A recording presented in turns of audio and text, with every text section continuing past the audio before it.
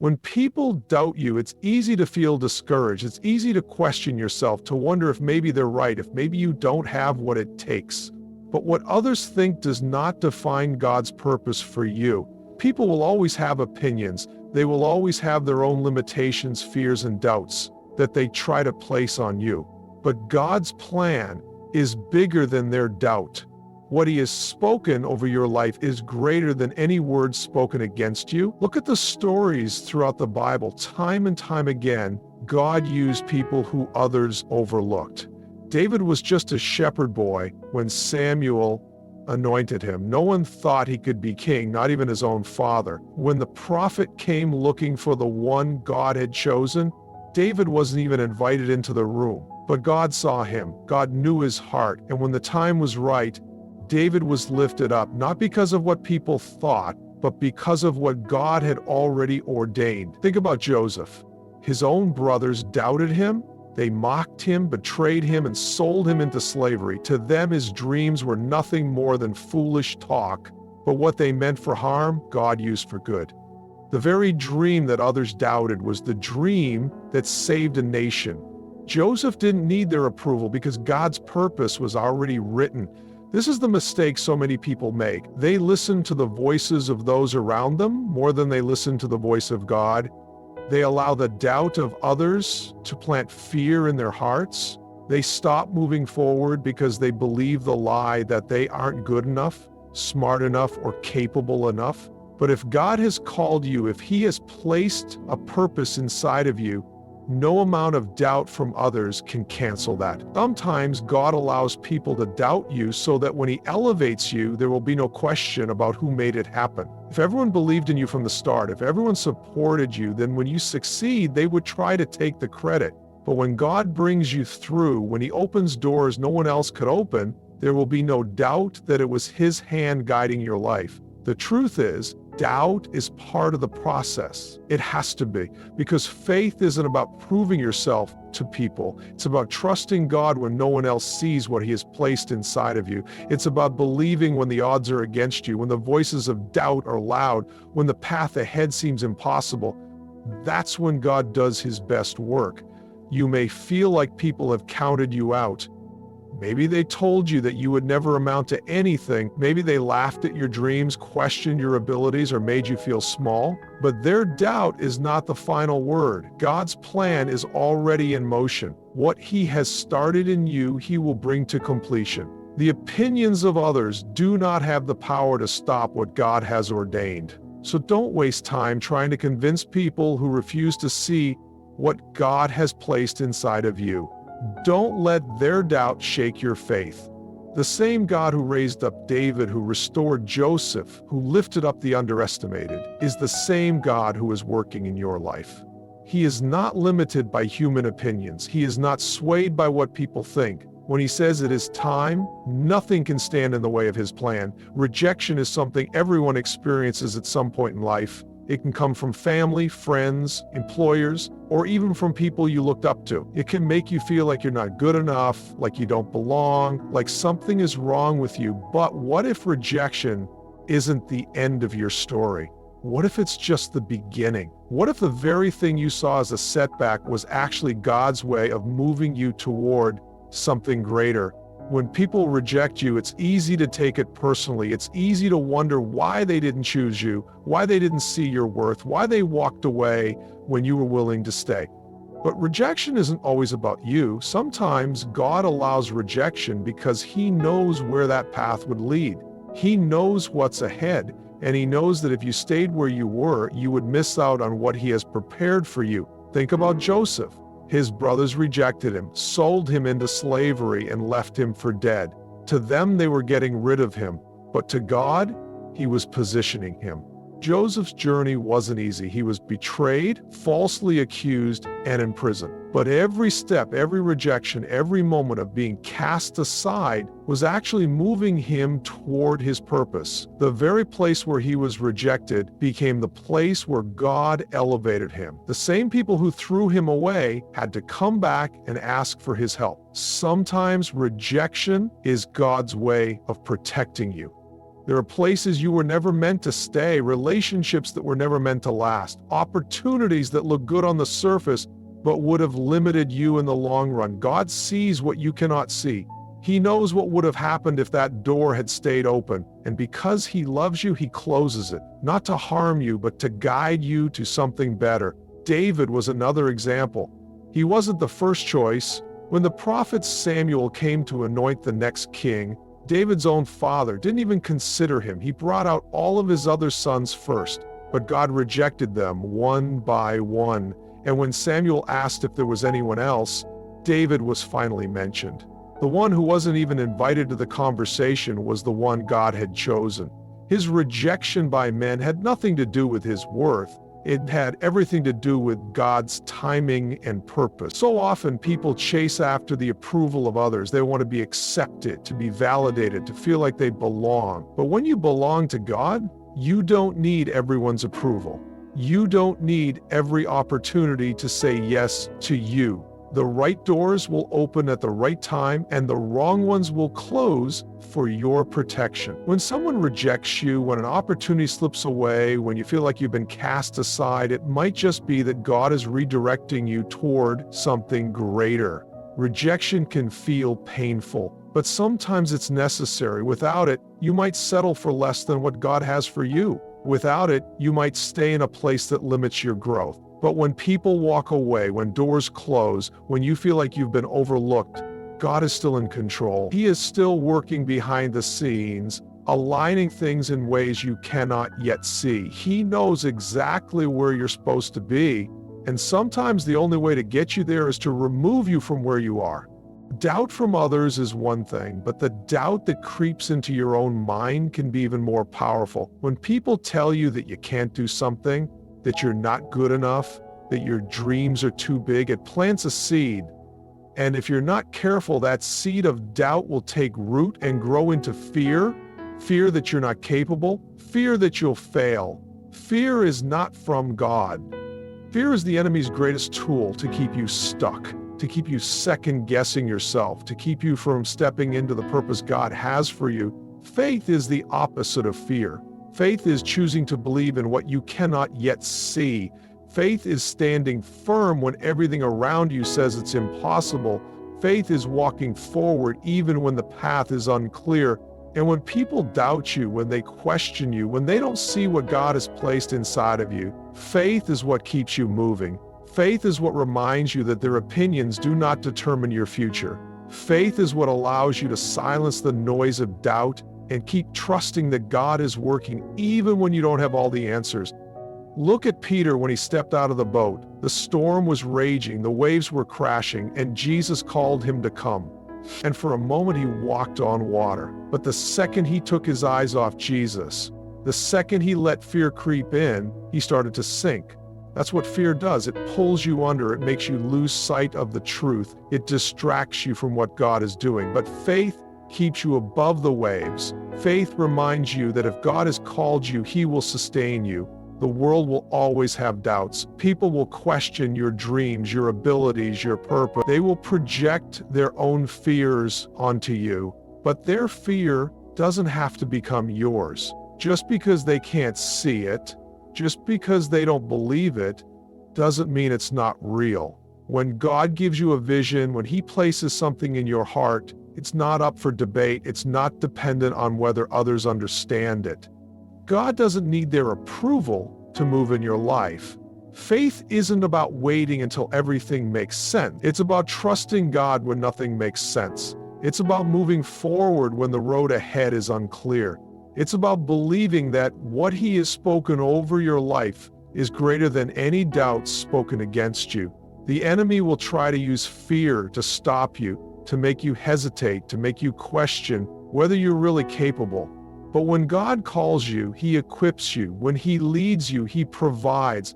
Fear will tell you to stay where it's safe, to wait until you have all the answers, to listen to the voices that say it can't be done. But faith tells you to move forward anyway. Every person who has ever accomplished something great had to overcome doubt, both from others and from themselves. They had to push past fear, push past uncertainty, and trust that what was placed inside of them was there for a reason. They had to silence the voices that said it was impossible and choose to believe that God was leading them, and every step they took in faith brought them closer to the promise, closer to the breakthrough, closer to the purpose they were created for. Fear is a liar. Fear will keep you small. Fear will keep you waiting, hoping, wishing instead of doing, but faith will take you where fear never could. God has a way of choosing the ones the world overlooks. Time and time again, he has used the least likely people to fulfill his greatest plans, the ones others rejected, the ones no one believed in, the ones who had nothing going for them. Those are the very people God handpicked to do mighty things, because when God moves, he doesn't look at status, wealth, or qualifications. He looks at the heart. He looks at the faith of the person. He looks at the willingness to trust him, even when the odds are stacked against them. Moses didn't think he was qualified to lead. He had a stutter. He had a past. He was full of self-doubt.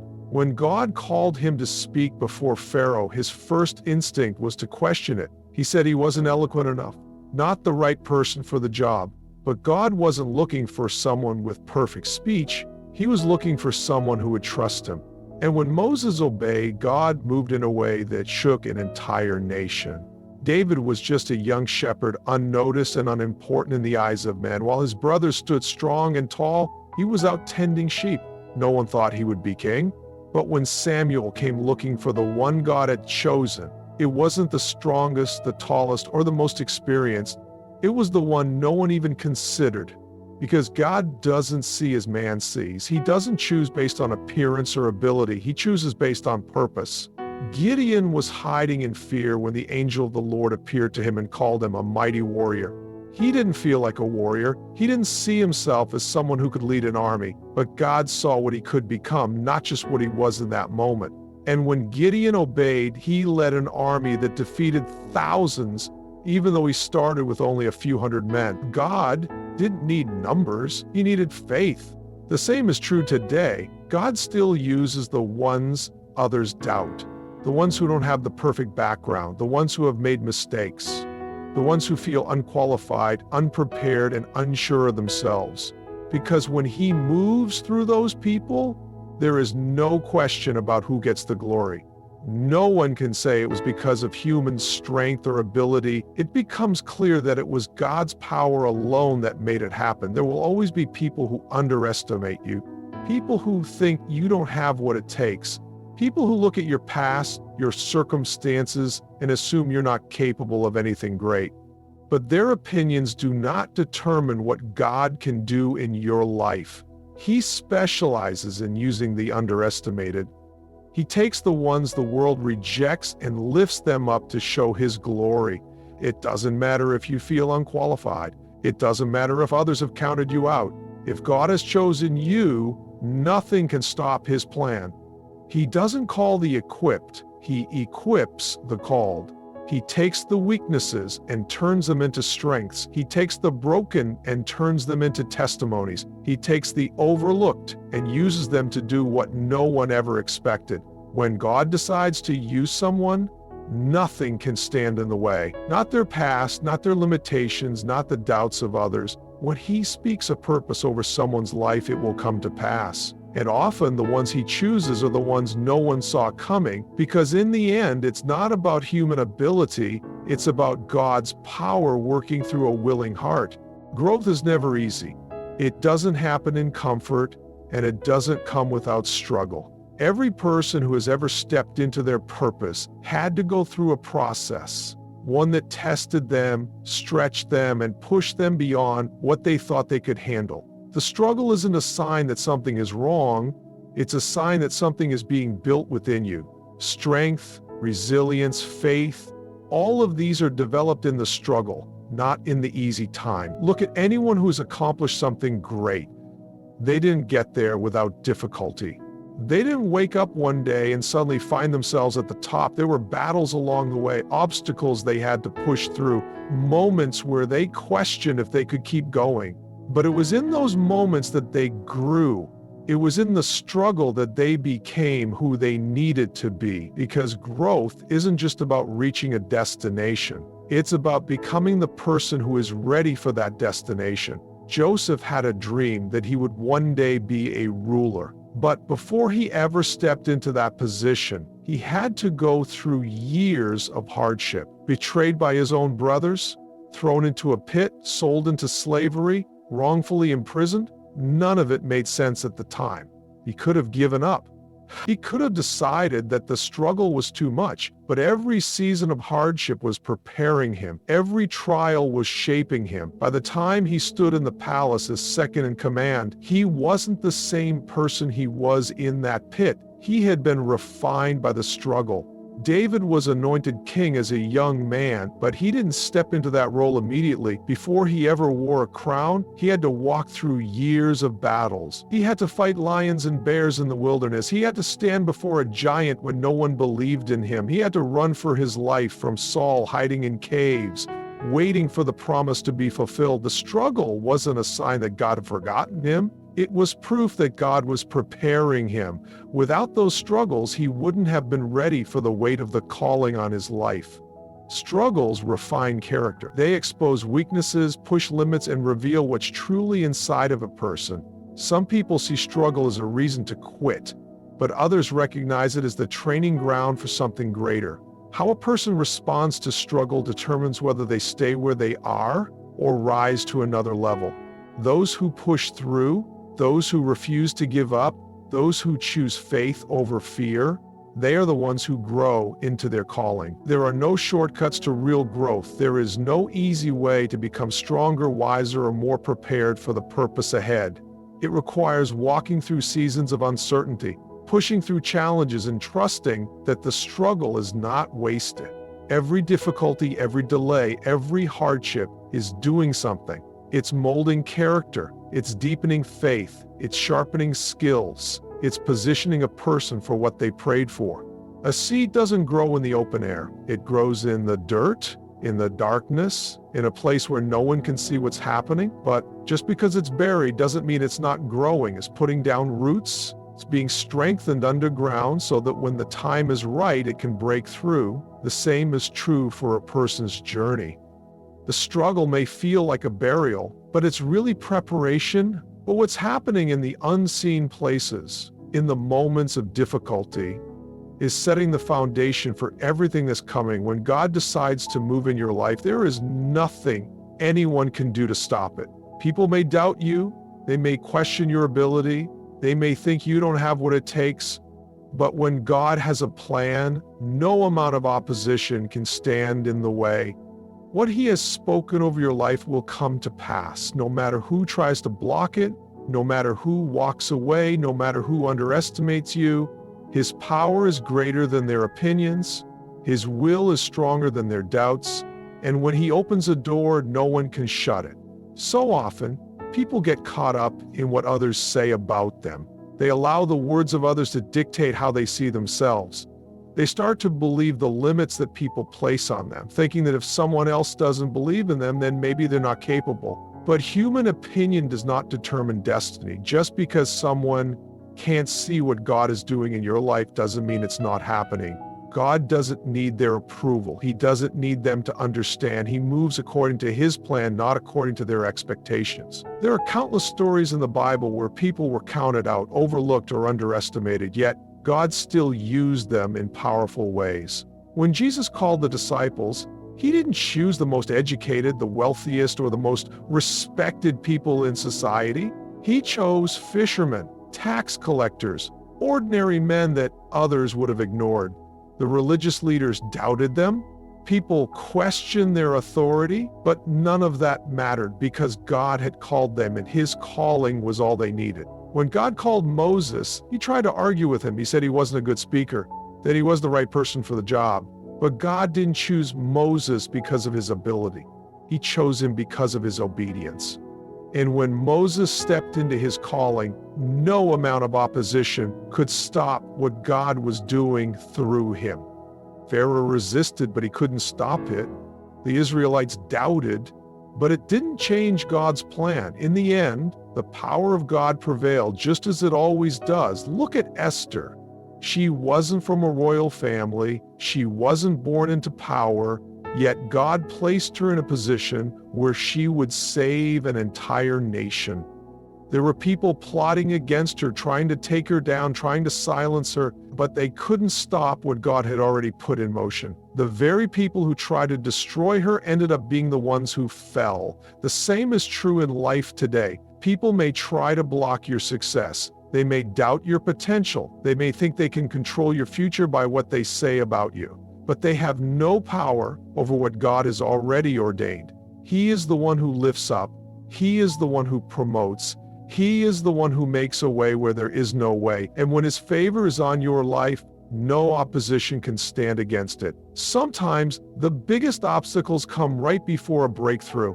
The enemy will try to throw everything at you to make you question your calling, to make you doubt whether you're really meant for more. But what the enemy tries to use for harm, God turns for good. The resistance isn't a sign that you're failing.